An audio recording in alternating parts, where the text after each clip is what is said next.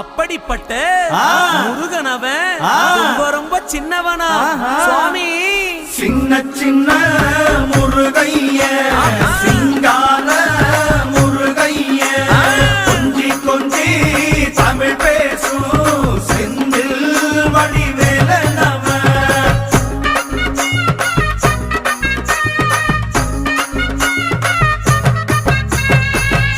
தமிழ் செல்வன் என்பார், சத்குணசீலன் என்பார், மயூர வாகனன் என்பார், மருதமலை ஆண்டவன் என்பார், சென்னிமலை சுவாமி என்பார், சிவன்மலை வேலா என்பார், ஞானபடி வேலன் என்பார், வேலாயுத சுவாமி என்பார், தேவாதி தேவன் என்பார், ஸ்கந்த குரு என்பார், அவ்வையிடம் ஆசி பெற்றவனாம், அப்பனுக்கே பாடம் சொன்னவனா, கார்த்திகை பெண்ணிடம்